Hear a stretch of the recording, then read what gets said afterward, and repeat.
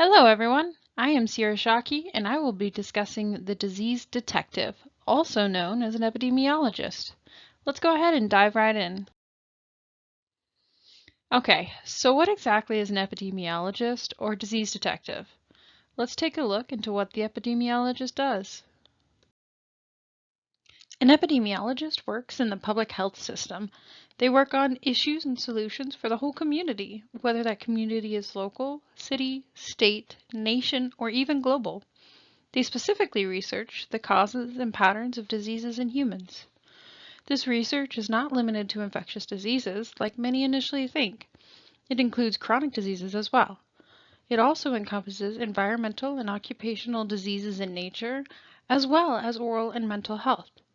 The Bureau of Labor and Statistics states they seek to reduce the risk and occurrence of negative health outcomes through research, community education, and health policy.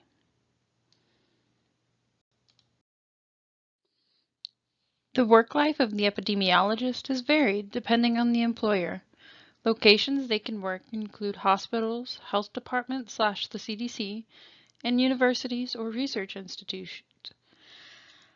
They can spend their days in a lab, at a desk, or in the field, and some days there will be multiple locations they work at. The hours are typically regular, but can vary depending on the situation, such as public health emergencies, or maybe their work requires them to research at particular times. So now that you know what they do, let's see how you can become one. We will break down the path an epidemiologist will take. Let's begin by looking at the education needed. First, you'll need to attend college and find a degree you'll like, but that will have an emphasis in science. You'll need this as an epidemiologist because they work heavy in the science field. Once you have your bachelor's, you have two paths. Go to medical school or go through public health graduate school. Either way, graduate school is a must. If you choose medical school, you'll go through 4 years of education and practicum and come out with a medical doctorate. Next, you'll have 2 years of internship, and then you'll need to choose a residency for infectious diseases to specialize in epidemiology. If you choose not to go through medical school, you'll need to find a college that offers a master's in public health with an emphasis on epidemiology. This is the entry-level educational requirement. However, many who choose this route also decide to go on and get their PhD in epidemiology. Education isn't the only important part of being a professional. So are certifications and organizations.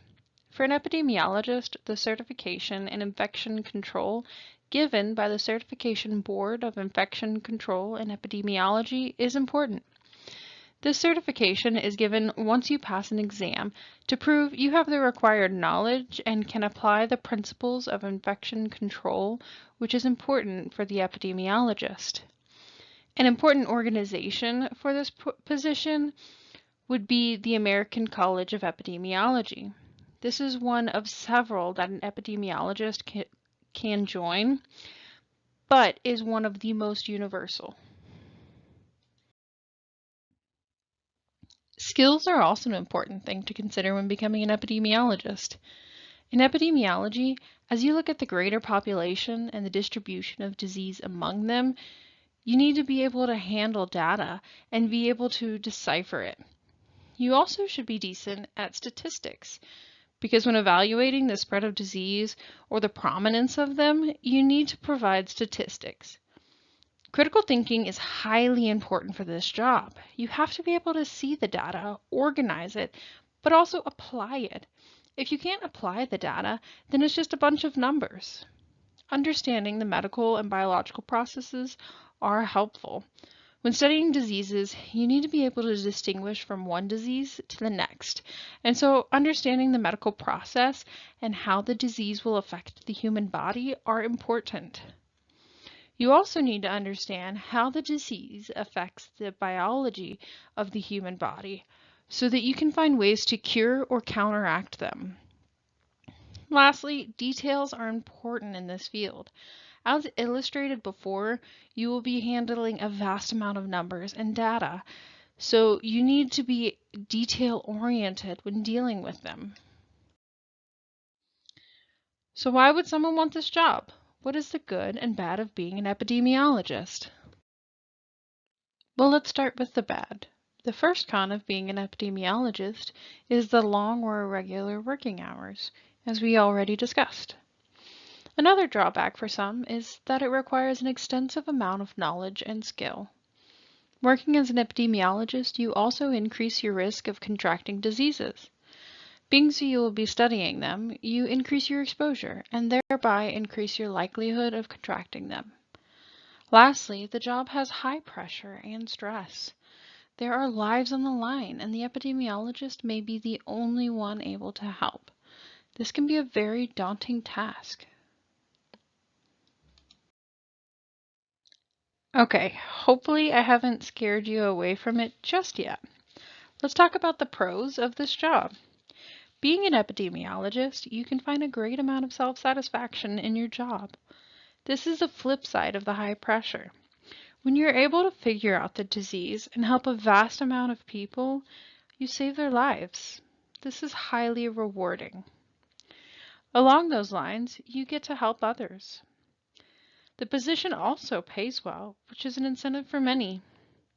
And for some, always learning new things can be a pro.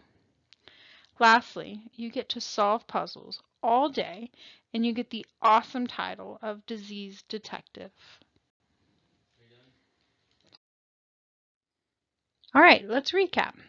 Being an epidemiologist means you get to search for the cause and distribution of diseases and act as a disease detective. You can work several types of specialties for these diseases.